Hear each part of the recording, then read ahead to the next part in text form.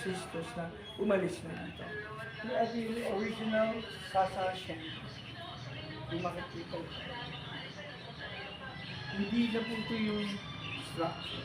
Bagong structure na po ito that was constructed by the military armed forces and the Filipino Army.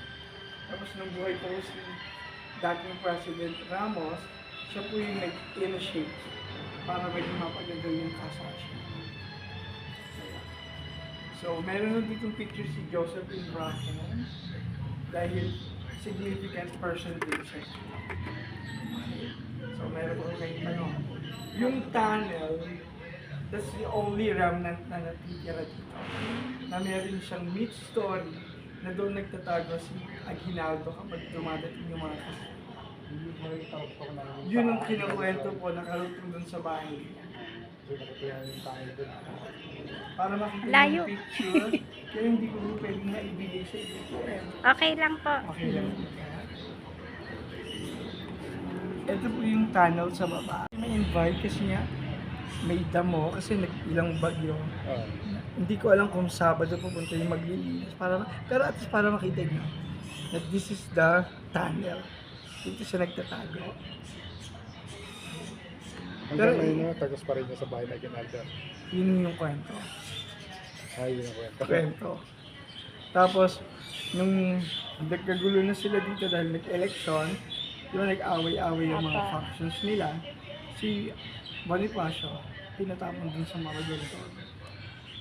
At doon siya natagpuan namatay. So that was the story. So, and by the military, meron second floor kung saan nandito yung pinaka-conference room at iba-iba pang rooms. Sa third floor, nandun po yung yung parang presentation area doon nagpo-program, doon represent ang mga military at mga bisita. Then may rooftop. Hindi ho namin kayo ma-invite kasi under construction. Na initiated by the LGU of Rosario under Mayor Fong. Makita niyo lang yung family at saka yung different features ni Rizal.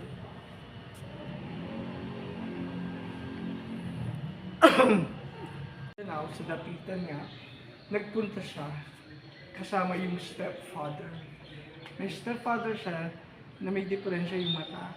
Dahil si Rizal po ay ophthalmologist, so sa kanya po nagpatingin. At doon po na-develop si Josephine Bracken na isang taga-Ireland. Irish woman siya. Naging mag-boyfriend at kinasal nila yung sarili nila. Ayun po yung picture. Kaya lang, hindi po sila nagtagyan.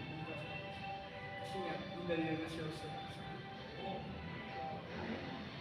kaya nga mo siya.